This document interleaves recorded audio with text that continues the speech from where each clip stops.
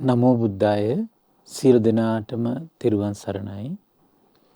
නමෝ තස් භගවතු අරහතෝ සම්මා සම්බුද්දස්ස සාදු සාදු සාදු.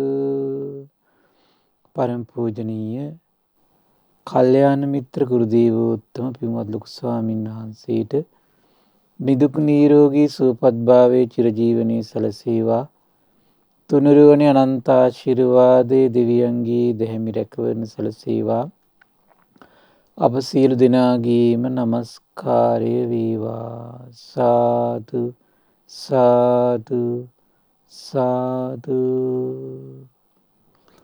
ශ්‍රද්ධාවන්ත වාසනාවන්ත පින්වත්නි, අද දින සම්බුදු සිත කස්සිරිය සදහම් දේශනාව සඳහා අනුග්‍රහය දරන්නේ පින්වත් දී මියුරියල් මෑණියන් විසින් ප්‍රධාන අරමුණ බවට පත් වෙලා තියෙන මේ ගෞතම බුදු සසුන තුලදීම උතුම් ධර්මාවබෝධයේ පිණිස මේ සියලු පින් උපකාර වේවා කියන උදාර අදහසින් තමයි පින්වත්නි අද දවසේ උදාරමේ ධර්ම දානමේ පින්කම සිද්ධ කරන්නේ.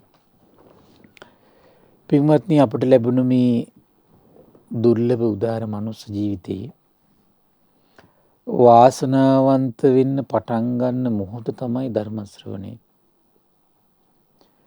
වාසනාවන්ත වෙන්න පටන් ගන්න මොහොතක් තමයි ධර්මයේ සිහි කිරීම, ධර්මයේ කියවීම. අපේ ජීවිතේ මේ සසරේ අපට කරගන්න බැරි වෙච්ච මානසික පෙරලිය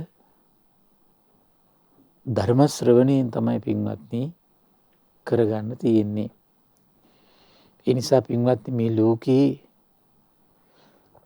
මේ සසර කතරට වැටිලා ජරා ව්‍යාධි මරණ ශෝක පරිදේව දුක් දුම්නස් මහා දුක්ඛස්කන්ධයම උරුම කරගත්තු සත්වයා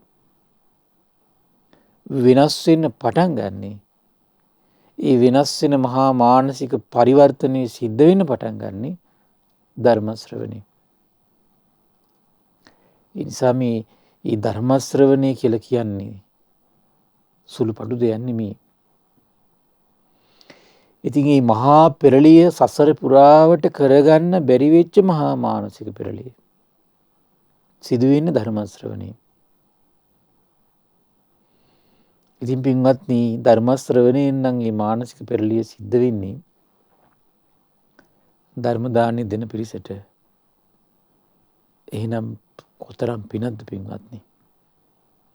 එයි කල්ප ගානකට කෙලවරක් නොපෙනෙන දීර්ඝ සසරෙම කරගන්න බැරි වෙච්ච මහා මානසික පරිවර්තනය මේ ධර්ම ශ්‍රවණයෙන් නම් සිද්ධ වෙන්නේ. එහෙනම් ධර්ම දානෙ දෙන පිරිස නේද මේ මහා පරිවර්තනයේ හිමිකරුවෝ වෙන්නේ පින්වත්නි. මේ මහා පරිවර්තනයේ හිමිකරුවෝ වෙන්නේ ධර්ම දානෙ දෙන පිරිස. එහෙනම් සසර දුක් දුරු කරවන මානසික පෙරලියක් උපද්දලා දෙන දෙව් මිනිස් ලෝකයාගේ සිත් තුළ තමයි යම් පිටුවහලක් වුණා නම් සසරේ සැරිසරද්දි කවදා හෝ දවසක තමන්ට සසර දුකින් ඈතර වෙන මේ මහා මානසික පෙරලිය සිදු වෙන්න පටන් ගන්න පින්වත්නි. තමන්ට උපකාර සැලසෙන්නේ මේ කරන පින විසින්. ඒ නිසා මේ ධර්ම දානෙ දෙන පිරිස හිත සතුටු වෙන්න. මොකද හැම කෙනෙක්ගෙම සමහර විට මේ බණපද අසද්දී සිදුවීම සිදු වෙන්නේ නැහැ. මොකද ඒකට යම් ගුණයක් තියෙන්න ඕන පින්වත්නි. මොකද භාග්‍යතුන් වහන්සේ ඉදිරියේ ධර්ම ශ්‍රවණය කරපු හැම කෙනෙක්ම මේ මානසික පෙරළිය කෙනාගේ උන්නේ නැහැ. මේ මානසික පෙරළිය වෙන්නේ සසරීට අදාළ ගුණය සම්පූර්ණ වෙච්ච කෙනාගේ. සමහර විට අද ඔබේ ඒ ගුණය වැඩිලා නැතුව ඇති. හැබැයි ගුණේ වැඩෙන දවසක්. එදාට මේ මානසික පෙරළිය උපද්දල දෙන දහම තමන්ගේ ගුණේ තිබුණත් දහම ළඟ නැත්තම් තමන්ගේ මානසික පෙරළිය සිද්ධ වෙන්නේ. සමහරට අද දහම ඇහෙනවා මානසික පෙරළිය සිද්ධ වෙන්නේ. ඊට අදාළ ගුණේ නෑ. මේ දෙක එකට එකතු වෙන්න ඕන පින්වත්. මේ දෙක එකට එකතු වෙන දවසක් එයි. ඒ නිසා මේ දවස කවද්ද කියන්න අපි දන්නේ නැහැ. දවස කවද්ද කියන්න අපි දන්නේ නැහැ. අපිට තියෙන හේතු හදමින් ඉන්න. එකක් මානසික පරිලිය ඇති කරන ගුණය හදා ඉන්න ඕන. අනිත් පැත්තෙන් ඊට අදාළ ධර්මයේ සත්පුරුෂයා මුණගස්සන උදාර පින රැස් කර කර ඉන්න ඕන. ඔය දෙකම අපි හදා ඉන්නකොට යම් දවසක් එයි. ආන් එදාටදී අදාළ විදියට සිදුවේ පින්වත්නි. නිසා මේකට වීරියෙන් යම් හේතුවකුයි හැමතිස්සෙම නිර්මාණය කර වාසය කළ යුත්තේ. දැන් බලන්න මහ බෝසතාණන් වහන්සේ ඒ දීර්ඝ සසර එනවා. හරි පුදුමයි. එතකොට ගිහි අතහැරලා දාලා ගියපු බොහෝ අවස්ථා තියෙනවා. හැබැයි සම්බුද්ධත්වයක් පිණිස ගිහි අතහරින පණිවිඩේ එදා දෙවිවරු ලබා දුන්නේ. පින තිබුණා ඒකට. ඒ ගුණයක් පිරීලා ඒ පිනත් සකස් වෙලා එද්දි පින්වත්නි මේ ජීවිතේ සම්බුදු බවට පත් වුණා. දැන් බලන්න සාරිපුත්ත මොග්ගල්ලාන උපතිස්ස මේ දැන් මේ දෙන්න ඒ දෙන්නට හරි පුදුමයි. දැන් මේ ගුණේ තියෙනකොට විශේෂත්වයක් පේන. කොහොමද?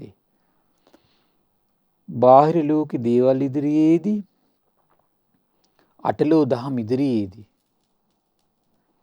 ඔහුගේ හිත සංවේගයට පත් වෙලා නික්කම්මේ හොයන්න හිත පිහිටනවා. ගුණේ වැඩිලා තියෙන කෙනාගේ. හැබැයි හරි ධර්මයේ එකතු වෙන්න ඕන. ධර්මයේ එකතු වෙන්න ඕන.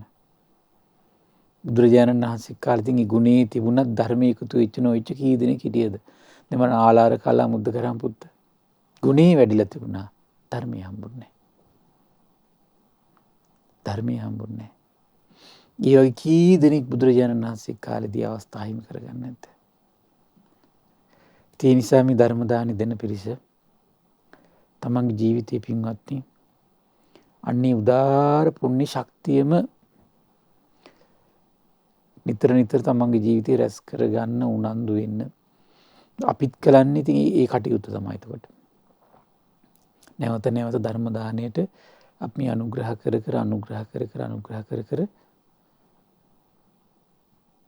අදාළ වාසනා ගුණය තමයි හදන්නේ. ඒතර මේ දිනවල විශේෂයෙන් අපි පින්වත්නි කතා කරමින් හිටියේ සියල්ල දන්නා සියල්ල දකින අරහත් සම්මා සම්බුදුරජාණන් වහන්සේ එදා සම්බුදු වෙද්දී සම්බුදු සිතේ දසබල ඥාන පැන නැගුණා. එතකොට මේ දසබල ඥාන වලින් පිරිපුන් වෙච්ච ඒ හිතේ එක දසබල ඥානයක් තමයි මේ දිනවල අපි කතා කරන්නේ. කුමද්ද? සත්තානං නානාදි මුත්තිකතං යථා භූතං පජානාති. විවිධාකාර විවිධ ස්වභාවයන්ගෙන් යුතු මේ ලෝකී සත්වයෝ සිටිනවා. ආනි සත්ව ස්වභාවයන් ගැන තමයි අපි මේ දිනවල විශේෂයෙන් කතා කරේ. ඒතර ඒ කාලේ බුද්ධ ශාසනයට ආපු ශ්‍රාවකයෝ අතරත් වෙනස්කම් තිබුණා. ඒ අතරේ අද දවසේ ඔබට පින්වත්නි ශ්‍රවණය කරන්න ලැබෙන හරි සුවිශේෂී දෙයක්. දිව්‍ය භාවයේ වඩන ශ්‍රාවකයෝ, බ්‍රහ්ම භාවයේ වඩන ශ්‍රාවකයෝ, නිශ්චල භාවයේ වඩන ශ්‍රාවකයෝ, ආරි භාවයේ වඩන ශ්‍රාවකෙක් වෙන්නේ කොහොමද කියලා. මේක බික්ඛු සංඝ තෝමන සූත්‍රය. බික්ඛු සංඝයාට තුති පිදීම ගැන වදාළ දේශනාව. ඒ දවස්වල සියල්ල දන්නා සියල්ල දකින බුදුරජාණන් වහන්සේ පින්වත්නි මිගාරමාතු ප්‍රාසාදය නම් වූ පූර්වාරාමේ වැඩ වාසය කළා. ඒ දවස්වල පොහෝ දිනේ බුදුරජාණන් වහන්සේ භික්ෂු සංඝයා පිරිවරාගෙන වැඩ සිටියා. නිහඬ වැඩ සිටි භික්ෂු සංඝයා දෙස පින්වත්නි හාත්පස සිසාරා බුදුරජාණන් වහන්සේ දැන් බලලා භික්ෂු සංඝයා දිහා බලලා සංඝයා අමතන මහණෙනි මේ පිරිස ප්‍රලාප රහිතයි. මහණෙනි මේ පිරිස නිෂ්ප්‍රලාපයි. ඒ කියන්නේ අසාර දේවින් කතාබස් වල ඇලී ගැලීමක් නැහැ. නිෂ්ප්‍රලාප සහිතයි. අසාර දේ තුල කයිවාරු ගගහ ඇලී ගැලී සිටීමක් නැහැ. මහණෙනි සාරේ පිහිටලා ඉන්නේ. මහණෙනි මේ භික්ෂු සංඝයා ඉබදුයි. මහණෙනි යම්බඳු පිරිසක් ලෝකේ දකින්න පවා දුර්ලභ වෙයිද මේ ඉබදු පිරිසක් පින්වත් මහණෙනි. මහණෙනි යම්බඳු පිරිසක් ආහුණීය වෙයිද හොයාගෙන යන්න සුදුසුයිද පින්වත් මහණෙනි මේ ඉබදු පිරිසක්. අපි එහෙනම් හොයාගෙන යන්න සුදුසු කවුද කියලා අපි තේරුම් ගන්න ඕන පින්වත්. අපි විවිධය හොයාගෙන යනවනේ බලන්න කියලා කතාව දුක සැප හොයන්න කියලා. හොයාගෙන යද්දී ඇත්තටම වචනේ පරිසමාප්ත අර්ථයෙන් හොයන් යන්න සුදුසු කවුද? ශ්‍රාවක සංඝ රත්නය. පාහුණීය. තමන්ගාවට ඇත්තටම ගෙන්න ගන්න සුදුසු කවුද? ශ්‍රාවක සංඝ රත්නය. දක්ඛිනීය. ඒ වගේම තමයි දෙන්න සුදුසු කවුද? ශ්‍රාවක සංඝ රත්නය. අංජලිකරණීය. වඳින්න පුදන්න ගෞරව සත්කාර කරන්න සුදුසු කවුද? ශ්‍රාවක සංඝ රත්නය. අනුත්තර පිංකිත වෙන්නේ කවුද පින්වත්නි? ශ්‍රාවක සංඝ රත්නය. මහණෙනි මේ භික්ෂු සංඝයා ඉබදුයි කියනවා. මහණෙනි හොයන් යන්න සුදුසුයි කියනවා. තමන්ගේ ගෙදරට වඩම්ම ගන්න සුදුසුයි කියනවා. පින්සල කළ දෙන්න සුදුසුයි කියනවා. දොහොත් මුදුන් තියලා වඳින්න පුදන්න සුදුසුයි කියනවා. පින් රැස් කරනවා නම් මහා ඵල ලැබෙන උතුම් කෙත කියනවා. ඒ බුදු ගුණයන්ගෙන් යුක්තයි කියන මේ ශ්‍රාවක සංඝ රත්නය. මහණනි යම්බඳු පිරිසක් උදෙසා ඊතා ස්වල්ප වූ දෙයක් පූජා කළාද එහි බොහෝ සැප විපාක ඇද්ද? බොහෝ දෙයක් පූජා කළේ නම් එහි ඊතා බොහෝ සැප විපාක ඇද්ද? මේ පිරිස ඒ සාරයෙන් යුක්තයි කියනවා. ඒ බුදු පිරිසක් කියනවා. ස්වල්ප දෙයක් දුන්නත් බොහෝ විපාක තියෙන පිරිසක් කියන මේ ඉන්නේ. මහණනි මේ භික්ෂු සංඝයා ඉබදුයි කියනවා. මහණනි යම්බඳු පිරිසක් දැක බලා ගැනීම පිරිස මාර්ගෝපර කරනගෙන යොදුන් ගණනන් දුර ගෙවාගෙන යන නිසි වෙයිද? මේ ඉබදු පිරිසක් පින්වත් මහණනි කියනවා. යොදුන් ගණන් දුර ගෙවාගෙන යන්න සුදුසු නම් මේ ඉබදු පිරිසක් කියනවා. ඉබදු පිරිසක් කියනවා. ඒ නිසා පින්වත්නි ඔබට යොදුන් ගණන් දුර ගෙවාගෙන යන දැන් සුදුසු කාල පරිච්ඡේදයක් ලැබිලා තියෙනවා. ඒ භාග්‍යවත් අරහත් සම්බුදුරජාණන් වහන්සේගේ මේ සම්බුදු නිදානය, මේ සදහම් නිදානය, දෙව් මිනිස් ලෝකයාගේ දුක් දරපු සදහම් නිදානය ලංකාවට අරගෙන ආවේ පරම පූජනීය මිහිඳු මහරහතන් වහන්සේ. මේ දිනවල පින්වත්නි මිහිඳු මහරහතන් වහන්සේගේ සෑරජානන් වහන්සේ ප්‍රතිසංස්කරණය වෙන කටයුතු සිද්ධ වෙනවා. ඔබ යා යුතුයමයි පින්වත්නි. ඔබ යා යුතුයමයි මේ ගමන. කුමක් නිසාද? අද දක්වාම ඒ බුදුරජාණන් වහන්සේගේ ධර්මයෙන් අල්ප මාත්‍ර පිළිසරණක් අපි ලබන්නේ මිහිඳු මහරහතන් වහන්සේ. ඒ කෙලෙහි ගුණේ නැත්නම් පින්වත්නි අපේ වැඩක් නැහැ. ඒ නිසා ඔබ යා යුතුයමයි පින්වත්නි. ඔබේ කුඩා දරුවන් පවා රැගෙන යා යුතුයමයි. ඒ දරුවන්ට කියා දිය යුතුයමයි. අද බුදුරජාණන් වහන්සේගේ ධාතුන් වහන්සේලා අපි වඳින්නේ මිහිඳු මහරහතන් වහන්සේ නිසා. අද අපි සදහැසිතින් දන් දෙන්නේ මිහිඳු මහරහතන් වහන්සේ නිසා. අද දක්වා මේ අහස උසට විහෙර විහාර බැඳෙන්නේ මිහිඳු මහරහතන් වහන්සේගේ සදහම් සේවාව නිසා. අදටත් තෙරුවන් සරණට දීපදු ශ්‍රාවකයෝ ඉන්නේ මිහිඳු මහරහතන් වහන්සේගේ උදාර සේවය නිසා. මෙතරම් ආක්‍රමණ මං හිතන්නේ මේ අවුරුදු 100ක් 200ක් 300ක් 400ක් දහසක් ඇතුළත වෙන කිසිම රටකට ඇවිල්ලා නැහැ. උවදුරු ඒ සියලු උවදුරු ඉදිරියේදී මේ ලංකා ධර්ණීතරේ සුරක්ෂිත වුණේ එදා මිහිඳු මහරහතන් වහන්සේ ලංකාවට වැඩම කළා. ඒ උතුම් ධර්මයෙන් සම්බුදු ගුණයෙන් ශ්‍රාවක සංඝරත්නයේ ගුණයෙන් මේ ලංකා ධර්ණී තලය ඒ මිනිසුන්ගේ සිත් සතන් තුළ ඒ තෙරුවන් ගුණයෙන් පෝෂණය කරපු නිසා අදටත් මිනිස්සු පින්වත්නි ඒ නිසාමයි සෑරජානන් වහන්සේලා ඒ නිසාමයි ධාතුන් වහන්සේලා පුදන මිනිස්සු බෝරජානන් වහන්සේලා පුදන මිනිස්සු තෙරුවන් සරණේ පිහිටපු මිනිස්සු ඒ මිනිසුන්ගේ තිබෙන උදාර ගුණයයි අදටත් ලංකා ධර්ණී තලයේ මේ සීළු ආක්‍රමණයන් ඉදිරියේ සුරක්ෂිත වෙලා තියෙන්නේ. ඒ නිසා මේ වෙලාවේ සියලු දෙනාම මිහිඳු මහරහතන් වහන්සේගේ කෘති ගුණය සලකන්න. ඒ ලාභය ඔබට අත් කරගන්න බැරි වුණොත් ඒ තරම් ඔබ මං හිතන්නේ ඔබ වාසනාවට පයින් ගහලා තියෙන්නේ. හොයලා බලන්න කටයුතු කරන්න ගලක් හරි තියන්න. ඒ කන්දේ උතුම් රහතන් වහන්සේ ගුණ සිහි කර කර මේ දරුවොත් එකතු කරගෙන ගිහිල්ලා අනිවාර්යයෙන්ම ඔබ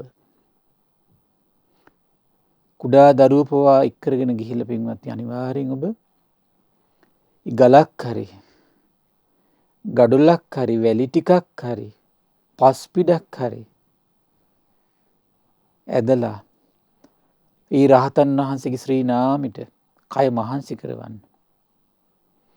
රහතන් වහන්සේගේ ශ්‍රී නාමයට මේ ගලක් හරි බස් ටිකක් හරි වැලි ටිකක් හරි කරේ තියාගෙන ගිහිල්ලා දුකක් විඳින්න. දහඩිය දාන්න දෙන්න. ඒ ණය ගෙවල් නම් අපිට අවසන් කරන්න බෑ. නමුත් ඒ ගුණය අපි කළ යුතුයි. ඒ ගුණේ පිහිටා සිටිය යුතුයි. ඒ නිසා මිහිඳු මහරහතන් වහන්සේට ඒ උපහාර පූජාව ඔබ අප සියලු දෙනා දැක්විය යුතුමයි මේ මොහොතේ. ඒ නිසායි ලාභේ උදා කරගන්න. අපි ඊ දවස් පුරාවට ගිහිල්ලා ඒ ස්ථානයේ ගිහිල්ලවත් පිළිවෙත් කළා. ඉතින් අපි මේ පිනත් ඔබට අනුමෝදන් කරනවා සියලු දෙනාටම. ඉතින් ඒ නිසා පින්වත්නි බුදුරජාණන් දේශනා කළා ඒ නිසා මේ යම් පිරිසක් සොයාගෙන යනවනම් සංඝයා ඒ සාර ගුණයෙන් යුක්තයි කියනවා. ඒ නිසා ඒ සොයාගෙන යන සියලු දෙනා අතර ශාස්ත්‍රුන් වහන්සේ ඉහළින්ම වැඩ සිටිනවා. අප ලංකා ධර්ණී සාලේ ජීවත් වෙන අප සියලු දෙනාට මේ නිසා සොයාගෙන යන ශ්‍රාවක සංගරුවන අතර පරම පූජනීය මිහිඳු මහරහතන් වහන්සේ ඉහළින්ම වැඩ සිටිනවා. අඩු ගානේ අපිට මුකුත් කරගන්න බැරුණත් එතන ශ්‍රම දානින පිටතට වතුර පුගුරක් හරි දෙන්න පුළුවන් ගිහිල්ලා. එහෙම දෙයක් හරි කරන්න පින්වත්නි. සමහර අසනීප වෙච්ච අය නම් සමහර විට මේ මිහිඳු මහරහතන් වහන්සේගේ ගුණේ සිහි කළා උපහාර පූජාවක් පිණිස හරි හිමින් හිඳින් මිහිඳු මහරහතන් වහන්සේගේ ශ්‍රී නාමයට තමන්ගේ ජීවිතේ පූජා කරමින් ඒ ගල් පඩිපෙළ නැගලා අඩු ගානේ එතනින් පිටතට පුංචි හරි උදව්වක් කරන්න. පින්වත්නි බුදුරජාණන් දේශනා කළ මහන්නේ මේ භික්ෂු සංඝයා අතර දිව්‍ය භාවයට පත්ව වාසය කරන භික්ෂූන් සිටිදී. මහන්නේ මේ භික්ෂු සංඝයා අතර බ්‍රහ්ම භාවයට පත්ව වාසය කරන භික්ෂූන් සිටිදී. මහණනි මේ භික්ෂු සංඝයා අතර නිශ්චල බවට පත්ව වාසය කරන භික්ෂූන් සිටිති. මහණනි මේ භික්ෂු සංඝයා අතර ආර්ය භාවයට පත්ව වාසය කරන භික්ෂූන් සිටිති. බුදුරජාණන් වහන්සේ බලන්නකොට දිව්‍ය භාවයට පත්වෙච්ච පිරිසක් වෙන්නේ කොහොමද? බ්‍රහ්ම භාවයට පත්වෙන පිරිසක් බවට පත්වෙන්නේ කොහොමද? නිශ්චල භාවයට පත්වෙන පිරිසක් බවට පත්වෙන්නේ කොහොමද? ආර්ය භාවයට පත්වෙන පිරිසක් බවට පත්වෙන්නේ කොහොමද කියලා මේ දේශනාවේ හරි ලස්සනට පැහැදිලි කරනවා. මහණනි භික්ෂුව කෙසේනම් දිව්‍ය භාවයට පත්වේද? මහණනි මෙහිලා භික්ෂුව කාමයන්ගෙන් වෙන්ව, අකුසල ධර්මයන්ගෙන් වෙන්ව, හිත කාම අරමුණු වලින් බැහැර කළා, අකුසල අරමුණු වලින් බැහැර කළා, විතක්ක ਵਿਚාර සහිත පළවෙනි ධ්‍යානෙ උපදවාගෙන වාසය කරනවා කියන එක පුරුදු කරනවා කියනවා. ඒ වගේම විතක්ක ਵਿਚාර සංසිඳවලා ප්‍රීතියෙන් සැපයෙන් හටගත්තු දෙවනි ධ්‍යානෙ උපදවාගෙන වාසය කරනවා කියනවා. ඒ වගේම ප්‍රීතියත් සංසිඳවලා කය පුරා පෙතුරුණු සැපේ සහිත තුන්වෙනි ධ්‍යානෙ උපදවාගෙන වාසය කරනවා කියනවා. ඒ වගේම සැපේද ප්‍රහාණය කළා පිරිසිදු උපේක්ෂාවෙන් යුතු හතරවෙනි ධ්‍යානෙ උපදවාගෙන වාසය කරනවා කියනවා. මහණනි භික්ෂුවක් ඔන්න ඔය විදිහට තමයි කියනවා දිව්‍ය භාවයට පත් වෙන්නේ. එහෙනම් දිව්‍ය සැප මේ ජීවිතේදීම විඳින ක්‍රමයේ පින්වත් මේක. දිව්‍ය සැප ඔබ මේ ජීවිතේදීම විඳින්නේ මේ ක්‍රමයටයි. වෙන ක්‍රම නැහැ ඉතින්. කොහොමද? මේ ධ්‍යාන හතර උපදව ගත්තොත් ඔහු දිව්‍ය සැප විඳින කෙනෙක් මේ ජීවිතේ. මහණනි භික්ෂුවක් කෙසේනම් බ්‍රහ්ම භාවයට පත් වේද? දැන් අත බලන්න ධ්‍යාන හතර උපදවාගෙන වාසය කරනවා නම් ඔහු දිව්‍ය භාවයෙන් වාසය කරන පිරිසක්. මහණනි කොහොමද බ්‍රහ්ම භාවයට පත් වෙන්නේ? මහණනි මීලා භික්ෂුව මෛත්‍රී සහගත සිතින් එක් දිශාවකට පතුරවා වාසය කරයි. වෛර නැති, තරහ නැති, අමනාප නැති සිතක්. එසේම දෙවන දිශාවට, තුන්වන, හතරවන දිශාවට පතුරවා වාසය කරයි. එසේම උඩ යට සරස සියලු තැන්හි සියලු සත්වයන් කෙරෙහි සකල ලෝකයා වෙත මෛත්‍රී සහගත සිතින් විපුල වූ, මහත්ගත වූ, අප්‍රමාණ වූ, වෛර නැති, තරහ නැති සිත පතුරවා වාසය කරයි කියනවා. ඒතර වෛර නැති, තරහ නැති සිතක් තමයි උපදවන්න ඕන. ඒකේ අපි හැමතිස්සෙම හිතන්නේ දැන් අර මෛත්‍රී භාවනා කරනකොට අවීරා, අභ්‍යාපජ්ජා, අනීගා අපි සියලු සත්‍යයන්ට පතනවා. ඒ කියන්නේ මේ වෛර නැත්තෝ වෙත්වා කියන වෛර නැති සිතින් වසත්වා, තරහ නැති සිතින් සියලු සත්‍යෝ වසත්වා. එතකොට මේ ප්‍රාර්ථනාව අපි දෙව් මිනිස් ලෝකයාට පතුරවනවා. එතකොට ඒ පැතිරීම එතකොට තමන්ගේ හිතේ වෛරය දුරු වීම පිණිස කාලයක් යනකොට යෝනිසෝ මනසිකාරය තමන්ට අනුග්‍රහ කරනවා. සියලු සත්වයෝ ගැන මිත්‍ර බවින් තරහ නැති සිතින් වාසය කරන්න මේ පවත්වන සිතවිල්ලම තමන්ට කවදා මේ කාලයක් යනකොට තේරෙනවා. ඒ සිතවිල්ල පුරුදු කරද්දි මොකද වෙන්නේ? තමන්ගේ හිතේ අනිත් සත්වයෝ ගැන වෛරය උපදින්නේ. පලිගැනීම උපදින්නේ. අපි හිම කාලයක් පුරුදු කරනකොට සිදුවෙන දෙයක් පින්වත්. මේ මානසික පරිවර්තනය සිද්ධ වෙනවා. ඊළඟ කරුණා සහගත සිතින් වාසය කරනවා කියන ওই විදිහට. කොහොමද? ඒ කියන්නේ කරුණාව කියලා කියන්නේ මේ අපි සාමාන්‍ය සත්‍යයන්ගේ දුකේදී අපේ හිතේ අනුකම්පාවක්, දයාවක් උපදින සිටිවිලි. ඒකට අපි කුමක්ද කරන්නේ? අපි මේ සකල සත්වයන්ගේම ජීවිතවල දුක් පීඩා නැති වේවා කියන අදහස හැමතිස්සෙම අපේ හිතේ පුරුදු කරන්න අපි මහන්සි ගන්නවා. සියලු සත්වයෝ නිදුක් වෙත්තා. නිදුක් වෙත්තා කියලා කියන්නේ දුකක් නැත්තෝ වෙත්තා. නිරෝගී වෙත්තා. දැන් අසනීප වුණාට පස්සේ දුක නිවිදින්නේ. ඒ නිසා අපි හැමතිස්සෙම හිතින් පතනවා මොකද්ද? මේ සියලු සත්වයෝ රෝගී නැත්තෝ වෙත්තා. නිරෝගී වෙත්තා. දුක් පීඩා නැත්තෝ වෙත්තා. සුවසේ ජීවත් වෙත්වා. අපි කාලයක් මේ සියලු සකල සත්වයන්ටම දුකක් නැති, පීඩාවක් නැති, අසනීප නැති, කරදර නැති ජීවිතයක් අපි හිතින් හැමතිස්සෙම අපි සිතවිලි ඔස්සේ අපි සිහි කර අපි සකල සත්වයන් ගැනම අපි සිහි කර ඉන්නකොට මොකද වෙන්නේ? අපි හිතේ කාලයක් යනකොට බලන්න ඕන අපි කාලයක් එහෙම පුරුදු කරනකොට මොකද වෙන්නේ? අපි කිසි සත්‍යයක් ගැන අපි ඒක ඇති වෙන කිසිම සත්‍යයකට දුකක් වෙනකොට මේ හිතේ කැමැත්තක් නැහැ. තමන්ගේ කාලේ සිටිවිලි කාලයක් පුරුදු කරනකොට මොකද වෙන්නේ? කිසිම සත්‍යයකට කරදරයක්, දුකක්, පීඩාවක්, වෙහෙසක් ඇති වෙනකොට මේ හිතේ කැමැත්තක් උපදින්නේ නැහැ. හරි පුදුමයි. දැන් මහබෝසතාණන් වහන්සේ දුෂ්කර ක්‍රියා කරන කාලෙ පින්වත්නි දේශනාවේ තියෙනවා හරි විශ්මිතයි. පුදුම ආශ්චර්යයි. ඒ දේශනාවේ තියෙනවා මේ අඩු ගන්න තනකොළ අගකින් වැටෙන පිනිබිඳේ සිටින සත්වයෙකුටවත් අනේ මගේ කරදරයක් නොවේවා කියන අදහස තිබුණා කියනවා. දුකකට පීඩාවකටපත් නොවේවා කියන අදහස. ඒ වගේම සම්බුදු වෙච්ච ශාස්ත්‍රුන් වහන්සේ නිරන්තරයෙන් වාසය කරන විතර්කයක් තමයි කියනවා මේක. කොහොමද? කිසියම් සත්‍යයකට දුකක්, පීඩාවක්, කරදරයක් නොවේවා කියන අදහස. කිසිම සත්‍යයකට. එහෙම කාලයක් පුරුදු කරනකොට පින්වත්නි තමන් ඒක හිමිකරුවෙක් වෙනවා.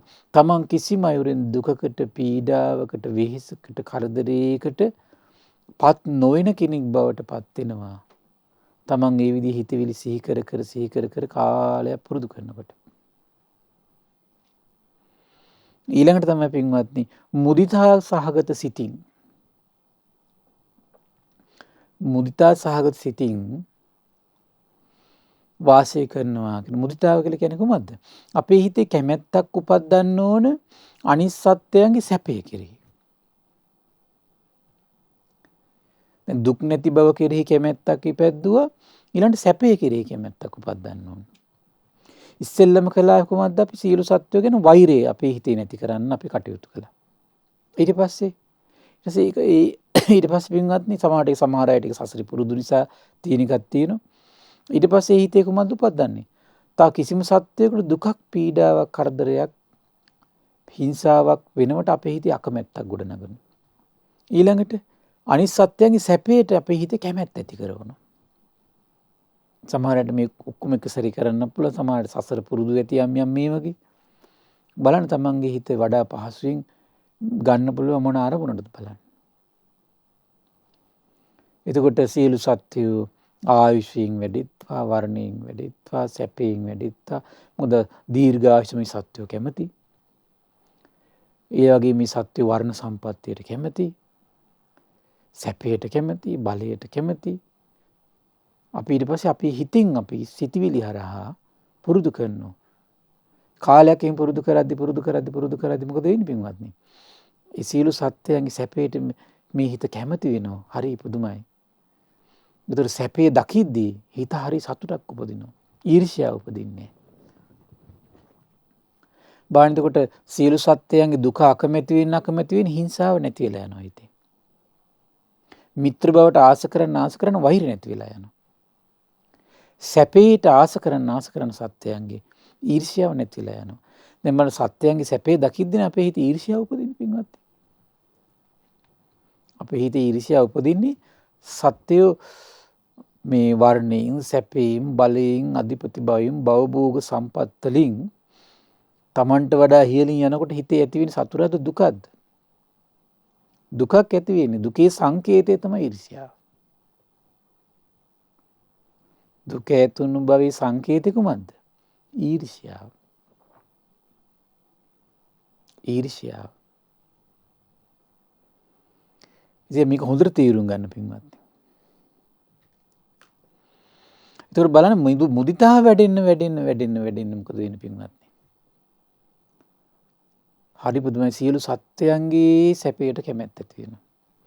සැපයට කැමැත්ත ඇති වෙනකොට ඊළඟට කොහොමද වෙන්නේ? සියලු සත්‍යයන්ගේ සැපයට කැමැති ඇති කෙනාට පින්වත්නි හරි ලේසි කුසල් වඩන්න. හිත ඇති හැමතිස්සෙම කුසලයේ පිහිටවන්න හරි ලේසි. කුසලයේ පිහිටවන්න හරි ලේසි. කුසල අරමුණකට හිත ගන්න අපහසු මුදිතාවේ මදිකම්. අරතියේ හිත රැඳෙන්නේ නැහැ කියන මුදිතාව හොඳට තියෙන කෙනාගේ. හැමතිස්සෙම කුසල අරමුණකට හිත පිහිටනවා. ඉන්න අලස නැතුව ඉන්න ආසන මේන් රහස. අලස නැතුව ඉන්න කැමති කෙනා මෙන්න මේ දේ පුරුදු කරගන්න. කුමක්ද? මුදිතා හොඳට වඩන්න. අරතිය නැතුව ඉන්න කැමති කෙනා. ඊළඟට තමයි පින්වත්නි බුදුරජාණන් දේශනා කළ උපේක්ෂා සහගත සිතින්.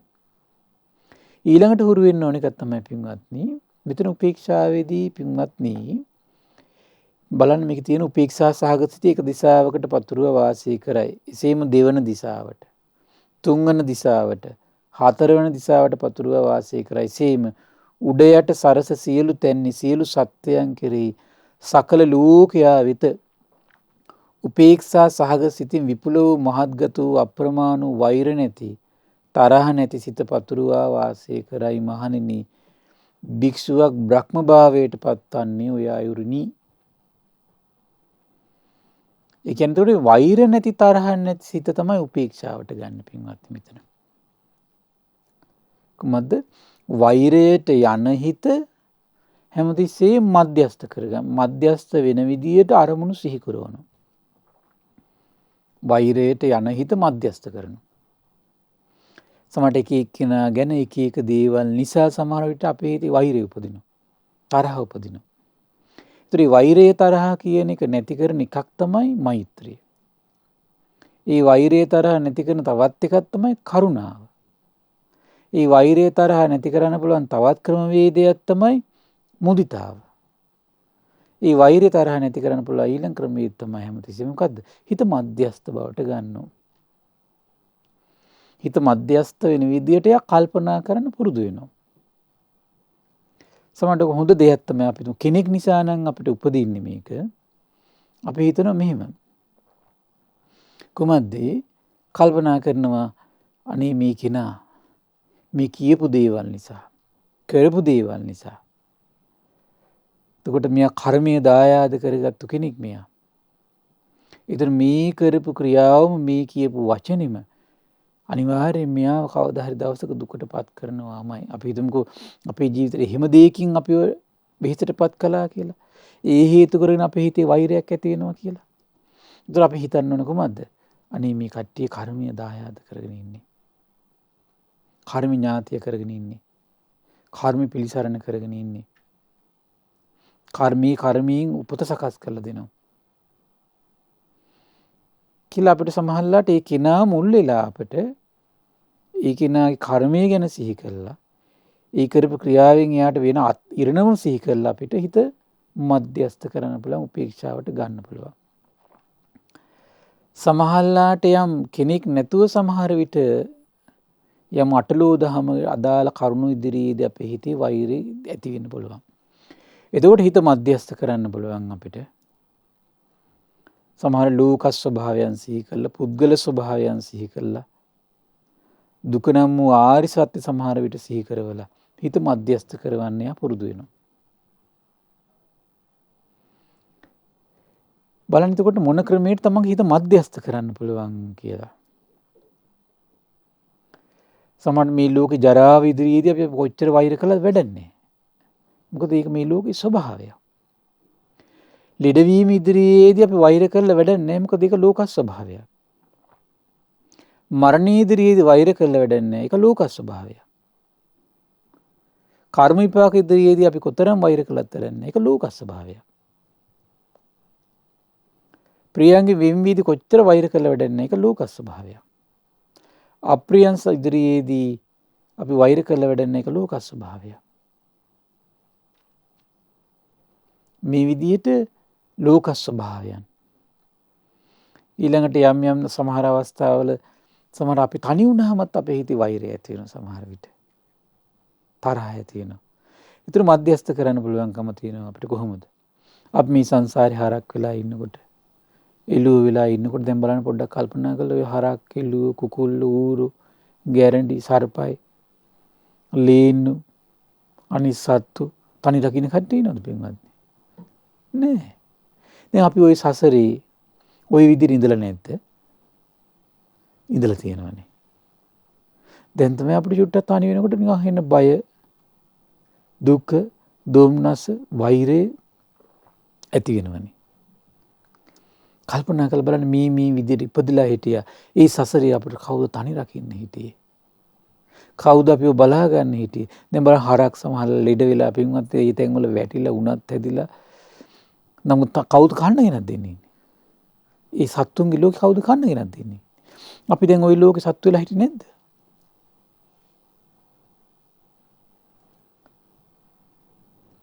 තනියෙන් මේ දේවල් දුකසේ හොයාගෙන කාලා බීලා හිටියනේ. ඒතරි සසර සිහි කළා. ටික ටික වෛරය දුරු කරගන්න ඕන. හිත උපේක්ෂාවට ගන්න ඕන. ඒ විදිහට පින්වත්නි අපි හිත උපේක්ෂාවට ගන්න මහන්සි ගන්න ඕන.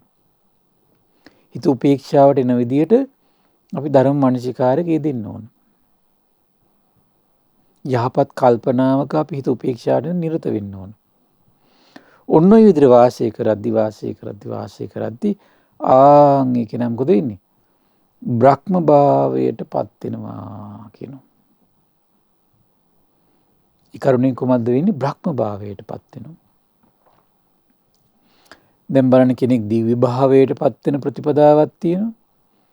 බ්‍රහ්ම භාවයට පත් වෙන ප්‍රතිපදාවකුත් තියෙනවා. ඒක බලන්න මේ විදිහට වසන අය දිව්‍ය භාවයෙන් යුක්තයි. මේ විදිහට ඉන්නක පිරිස මොකද වෙන්නේ? බ්‍රහ්ම භාවයෙන් යුක්තයි. ඒක එක ස්වභාවයන් පින්වත්නි. ඒතර මේ හිම ස්වභාවයන්ගෙන් යුතු පුද්ගලයෝ මේ බුද්ධ ශාසනයේ ඉන්නවා. මේ බුද්ධ ශාසනේ මේ කියන සෑම ආකාරයකම කට්ටිය ඉන්නවා පින්වත්නි. ඊළඟට මොකද? නිශ්චල භාවයට පත් වෙන්නේ කොහොමද? දැන් බලන්න බුදුරජාණන් වහන්සේක පැත්තකින් සබ්බත් ගාමිනීන් පටිපදං යථා භූතං පජානාති. ඒ සියලු ප්‍රතිපදාවන් දකින්න. අනිත් පැත්තේ මේ ප්‍රතිපදාවන් වඩන ඒ පුද්ගලයෝ සිටින බව ශාස්ත්‍රුන් වහන්සේ දකින්න. එතන මේ හැම කෙනාම එකම ප්‍රතිපදාවේ ඉන්න පිරිසක් නෙවෙයි පින්වත්නි. දිව්‍ය භාවයම නෙවෙයි බුද්ධ ශාසනය සියලු දෙනා වැඩි. බ්‍රහ්ම භාවයම නෙවෙයි සියලු දෙනා වැඩි. නිශ්චල භාවය වඩපු අයත් හිටියා. කවුද? මහන්නේ භික්ෂු මුළුමනින්ම රූප සංඥාවන් ඉක්ම යෑමෙන් ගුරුසු සංඥා නැතිවීමෙන් නොඑක් සංඥා මෙනෙහි නොකිරීමෙන් අනන්ත ආකාශයයි ආකාසානංචායතන උපදවාගෙන වාසය කරයි. මුළුමනින්ම ආකාසානංචායතන ඉක්මවා අනන්ත විඥානයයි විඥානංචායතන උපදවාගෙන වාසය කරයි. මුළුමනින්ම විඥානංචායතන ඉක්මවා ගොස් කිසිවක් නැතයි ආකින්චඤ්ඤායතන උපදවාගෙන වාසය කරයි. මහණෙනි භික්ෂුවක් නිශ්චල භාවයට පත් වෙන්නේ ඔය අයුරිනි. ඒතර බලන්න පින්වත්නි කෙනෙක් වුණ කොහොමද කරන්නේ? එයාගේ හිත ඇතුළේ රූප සංඥා මෙනෙහි නොකර ගුරුස් සංඥා එයා කාලයක් දැන් සිහි කල්පනාවෙන් ඉන්නකොට ඉතින් හිතක ඇති වෙන ස්වභාවයක් මේක. දැන් එයාට රූප සංඥා හිතේ මැවෙන්නෙත් නැහැ. ගුරුස් සංඥා තුල හිත බැසගන්නෙත් නැහැ. එතකොට මොකද වෙන්නේ? එයාට හරි ලේසි විවිධ සංඥාවන් මෙනෙහි නොකර ඔහු සිහි කරන්නේ කොහොමද? ආකාශය අනන්තයි ආකාශය අනන්තයි ආකාශය අනන්තයි කියලා සිහි කර කර ඉන්නවා. එහෙන් වාසය කරද්දී මොකද වෙන්නේ? අන්න ඔහුගේ හිතේ වැඩෙනවා මේ මුල්ල සමාධියක්. සංසිඳීම. ඒවට කියන ශාන්ත විහරණ කියලා. ශාන්ත භාවයට පත්වෙච්ච විහරණ. ශාන්ත භාවයට පත්වෙච්ච විහරණ. ඊළඟ විස්තර කරනවා ඒ වගේම තමයි කියනවා ඒ ස්වභාව ඉක්මවා ගිහිල්ලා එයාට පුළුවන් කියනවා වාසය කරන්න කුමක්ද? මුළුමනින්ම ආකාසානංචායතන ඉක්මවා ගිහිල්ලා ඔහු ඊළඟට සිහි කරනවා කියන කුමක්ද? විඥානේ අනන්තයි විඥානේ අනන්තයි. විඥානේ අනන්තයි කියලා සිහි කළා ඔහු වඩනවා කියන එකට කියන විඥානංචායතන. යට පැමිණ වාසය කරනවා. ඒකත් නිශ්චල භාවයට පත්වෙච්ච අරමුණක් කියන පින්වත්. දැන් බලන්න දිව්‍ය භාවය. ඔහු දිව්‍ය සැප මනුලොව ඉඳන් විඳින කෙනෙක්. බ්‍රහ්ම සැප මනුලොව ඉඳන් විඳිනවා. නිශ්චල චරිතයක් බවට පත් වෙනවා. හරි පුදුමයි ඉදිරි පින්වත්නි. මොකද අපේ හිතේ ස්වභාවය තමයි පින්වත්නි මේ රූපේ පොඩි වෙනසක් වෙනකොට අපේ හිත පුදුම විදිහට කැළඹීමටපත් වෙනවා. කෙඳිරි ගන්නවා. බලන්නකොට මේ රූපයෙන් විම්විච්ච අරූප අරමුණක් තුල හිත වඩපු ශ්‍රාවකයාගේ හිතේ චලනය උපදින්නේ. නිශ්චල සිතක් උපදිනවා. හරි පුදුමයි එතකොට. ඒක වෙන්නේ කොමකින්ද? මේ ආකාසානංචායතන විඥානංචායතන වටපු කෙනාගේ. ඊළඟට කියන කුමක්ද? කිසිවක් නැත කියලා සිහි කළ ආකින්චඤ්ඤායතන. එතකොට මේ දේවල් ඒ වගේම තමයි මුළුමනින්ම ආකින්චඤ්ඤායතන ඉක්මවා ගිහිලා නේව සංඥා නා සංඥායතන. ඒක පින්වත් උඩ සිහියෙන් ප්‍රඥාවෙන් හිත එතෙන්ට ගැනීමක් තියෙනවා.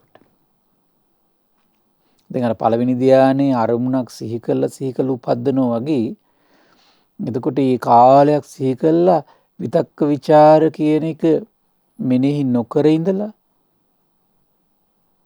තමයි ඊට පස්සේ මේ උපදවාගත්තු ප්‍රීතියෙන් සැපයෙන් වාසය කරන්න හිත හුරු කරන්නේ.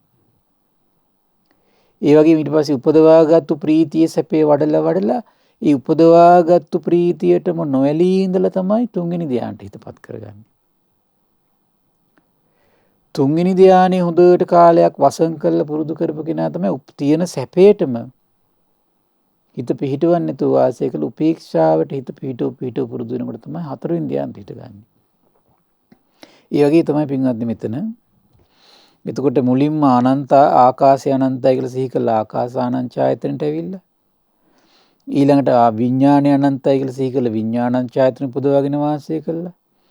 කිසිවක් නැහැ කියලා සිහි කළා කිංචඤ්ඤායත උපදවාගෙන වාසය කළා. ඊට පස්සේ එතනින් මොකද වෙන්නේ? සංඥාවක් ඇත්තෙත් නැති ස්වභාවයට හිත පිහිටව ගන්නවා. පුදුම දෙයක් පින්වත්නි බුදුරජාණන් වහන්සේ අවබෝධ කළේ. ඒ මානසික ස්වභාවයට මොකද්ද කියන්නේ? නීව සංඥා නා සංඥායතනය. මෙන්න මේව උපදවගත්තු ශ්‍රාවකයට කියනවා පින්වත්නි නිශ්චල භාවයට පත්වෙච්ච කෙනා. කියන්නේ හිත ඇතුලේ චංචල බව සංසිඳිලා එතකොට. එන අපිට හොඳට පැහැදිලි. එතකොට මේ චංචල බවට පත් වෙන්නේ කොමකින්ද එන? රූපයට පිහිටි හිතේ ස්වභාවය තමයි චංචල වීම. විඳීම් වලට යට වෙන හිතේ ස්වභාවය තමයි චංචල වීම.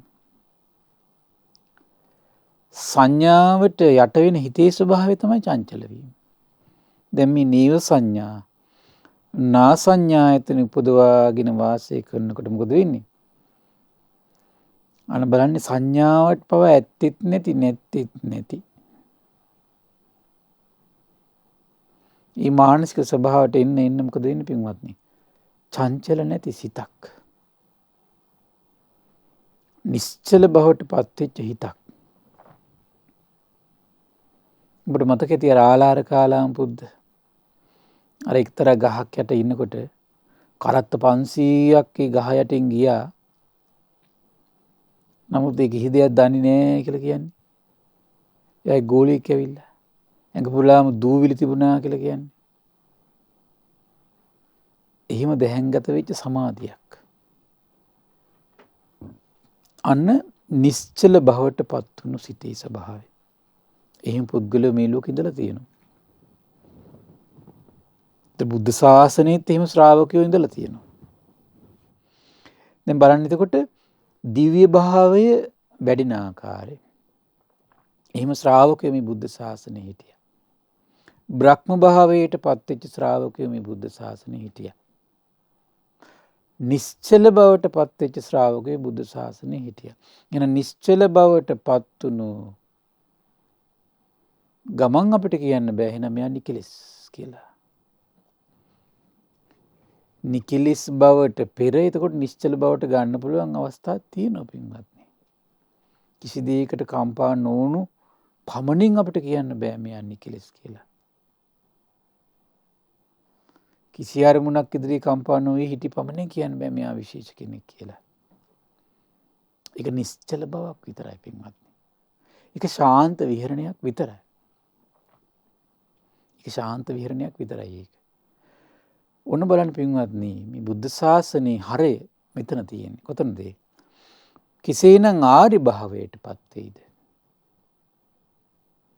මහණෙනිලා භික්ෂුවක් මෙය දුකයයි ඒ වූ පරිද්දෙන්ම අවබෝධ කරයි. මේ දුකේ හට ගැනීම ඒ වූ පරිද්දෙන්ම අවබෝධ කරයි. මේ දුකේ නිරුද්ධ වීමයි ඒ වූ පරිද්දෙන්ම අවබෝධ කරයි. මේ දුක නිරුද්ධ වන්නා වූ මාර්ගයයි ඒ වූ පරිද්දෙන්ම අවබෝධ කරයි. මහණෙනි භික්ෂුවක් ආර්ය බවට පත් වෙන්නේ මේ ක්‍රමයටයි කියන. ආර්ය භූමිය තමයි අපිව ආරක්ෂා කරන්නේ. දිව්‍ය භාවය කියලා කියන්නේ ස්ථිර විසඳුමක් නෙමෙයි පින්වත්නි. බ්‍රහ්ම භාවය කියන්නේ ස්ථිර විසඳුමක් නෙමෙයි. නිශ්චල බව කියලා කියන්නේ ස්ථිර විසඳුමක් නෙමෙයි. ස්ථිර විසඳුම සකස් වෙන්න පුළුවන් තැන පටපොතන පින්වත්නි. ආරි භාවය. ඊ ආරි භාවයේ යුතු ශ්‍රාවකයාත් පින්වත්නි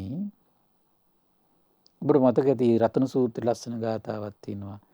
යතින්ද කීලෝ පටවින් සිතෝසිය චතුබ්බි වාතේබි අසම්පකම්පියෝ තතූපමං සප්පුරිසම් වදාමි යෝවරිය සච්චානි අවිච්ච පස්සති. ආරි සත්‍ය පිරිසිඳ දැකපු ආරි භූමියට පත්වෙච්ච ශ්‍රාවකයොත් ඉන්නවා මේ ලෝකේ. ඒ ශ්‍රාවකයොත් අර සතර දිසාවෙන් හමන ගල් ටැඹ සතර දිසාවෙන් හමන සුළඟින් සෙලවෙන්නේ නැති ගල් ටැඹ වගේ අටලෝ දහම ඉදිරියේ සැලින් නැති සිතින් වාසය කරනවා. හැබැයි මේ ආරි භාවයෙන් නොසැලෙන ගුණය හදාගෙන තියෙන්නේ.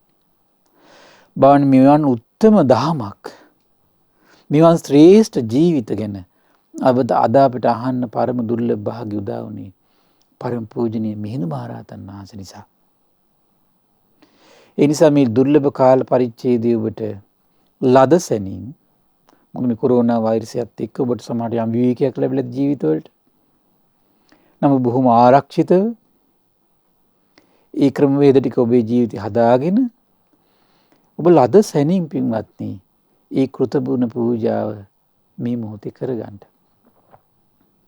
මොකද මේ අවස්ථාව අපිට මගහැරුණු තයි අවස්ථාවක් අපිට නැහැ පින්වත්නි. ඉතින් මිහිඳු මහරහතන් වහන්සේ එදා පළමුවට ලංකා දීපයට වැඩම කළා. මේ දසදහසක් ලෝක ධාතුව කම්පා කරමින් පින්වත්නි ලංකා ධර්ණී තලයේ දහම්සක් ප්‍රවර්තනය වුණු තැන. මුල්ම ධර්මය දහම්සක් ප්‍රවර්තනය වෙච්ච තැන. ඒ තැනට වෙනුවෙන් අපි යම් දෙයක් කළ යුතුයි මිහිඳු මහරහතන් වහන්සේ කරගෙන. ඉතින් ඒ නිසා මේ පින්වත් සියලු දෙනාට උදාර පිනත් රැස් කරමින් ඒ වගේම මේ කාලවකවානුවත් එක්ක බලද්දි ඉතින් මේ උදාර පින රැස් කරගන්න මේ පින්වත් සියලු දෙනාටම මේ රැස් කරගත්තු පිනත් එකසේ හේතු වාසනා වේවා. සාදු සාදු සාදු. පින්වත්නි, අද දින සම්බුදු සිතක අසිරි සදහම් දේශනාව සඳහා අනුග්‍රහය දරන්නේ පින්වත්දී මියුරියල් මෑනියන් විසින්. ඉතින් මේ රැස්වන උදාාර පුණ්‍ය ශක්තිය ගටිකාර බ්‍රහ්මරාජයා, සහම්පති සනත් කුමාර බ්‍රහ්මරාජයා, සක්දෙවිඳුන්, විස්කන්ධිය පුතු, විරූඪ විරූපාක්ෂ වෛශ්‍රවණ දතරාෂ්ට්‍ර සතරවරන් රජදරුවන්, සෙම්පත් දෙවිවරු, ඉෂ්ඨකාමී දෙවිවරු, ප්‍රදේශ භාර, පළාත් භාර, සත්පුරුෂ දිව්‍ය සියලු දෙවිවරු, සුමන සමන් දිව්‍ය රාජයා, ආලවක දෙවියන්, ජනවසම් දෙවියන්ට මේ පින් අනුමෝදන් වේවා. ශ්‍රී මහා බෝධිජනන් වහන්සේලා, ධාතුන් වහන්සේලා, සුරකින සියලු දෙවිවරුන්ට මේ පින් අනුමෝදන් වේවා. ආයුෂයෙන්, වර්ණයෙන්, සැපයෙන්, බලයෙන් වැඩේවා. දෙවියන්ගේ දැහැමි රැකවරණේ පරම පූජනීය ගුරු දේවයන් වහන්සේට, මහා සංඝරත්නයට, සදහැවත් ගිහි පිරිසට සලසා දෙත්වා. දෙවියෝ උතුම් ධර්මය අවබෝධ කරත්වා කියලා සාදු කියලා පින් අනුමෝදන් කරන්න. ඒ වගේම රැස්වන උදාාර පුණ්‍ය ශක්තිය පරම පූජනීය මේ දහම් මඟ විවර කර දුණු ගුරු දේවයන් වහන්සේට, මහා සංඝරත්නයට, ඒ වගේම ශ්‍රද්ධා මාධ්‍යාලය අනුශාසක අලුදිනී සුබෝධි ස්වාමීන් වහන්සේට, ශ්‍රද්ධා මාධ්‍යාලය වෙනුවෙන් කැපවෙන මහා සංඝරත්නයට, පාසක දරුවන්ට, අනගාരിക මෑණිවරුන්ට මේ පින් අනුමෝදන් වේවා. නිදුක් වේවා, නිරෝගී වේවා, සුවපත් වේවා, චිරජීවනයේ සලසේවා. තුනුරුවනේ අනන්ත ආශිර්වාදයේ දෙවියන්ගේ දැහැමි රැකවරණ සලසේවා. ධර්මය අවබෝධ කරන්න වාසනාව උදා වේවා කියලා සාදු කියලා පින් අනුමෝදන් කරන්න. ඒ වගේම රැස්වන උදාාර පින අද දවසේ ධර්ම දානය සඳහා උපකාර කළ සියලු දෙනා නමින්, ඔබ අප නමින්, මිය පරලෝකීය සියලු ඥාතීන්ට පරලොව සැපේ පිණිස මේ පින් හේතු වාසනා වේවා කියලා සාදු කියලා පින් අනුමෝදන් කරන්න. ඒ වගේම රැස්වන උදාාර පින පින්වත්දී මියුරියල් පින්බර මෑණියන්ට මේ පින් අනුමෝදන් වේවා. පවුලේ සියලු දෙනාට මේ පින් අනුමෝදන් වේවා. නිදුක් වේවා, නිරෝගී වේවා, සුවපත් වේවා. ඒ වගේම මේ කොරෝනා වෛරසයෙන් පීඩා විඳින සියලු සත්වයෝ මේ පුණ්‍යානුභව බලයෙන් සුවපත් වෙත්වා. ඒ වගේම අපගේ පින්බර දෙමව්පියන්ට, ධර්ම ශ්‍රවණය කළ ඔබ සියලු දෙනාටමත්, ශ්‍රද්ධා මාසික ධර්ම දාන සියලුම සමාජික සමාජිකාවන්ට, ශ්‍රද්ධා කාර්ය මණ්ඩලයේ සියලු දෙනාට මේ පින් අනුමෝදන් වේවා. නිදුක් වේවා, නිරෝගී වේවා, සුවපත් වේවා, චිරජීවනයේ සලසේවා. තුනුරුවනේ අනන්ත ආශිර්වාද දෙවියන්ගේ දැහැමි රැකවරණ සලසේවා. ධර්මය අවබෝධ කරන්න වාසනාව උදා වේවා කියලා සාදු කියලා පින් අනුමෝදන් වෙන්න. සියලු දෙනාට තෙරුවන් සරණයි. නමෝ බුද්ධාය. මෙවැනි වටිනා ධර්ම දේශනා ශ්‍රවණය කිරීමට ශ්‍රද්ධා ඩේලි YouTube චැනලය සබ්ස්ක්‍රයිබ් කරන්න.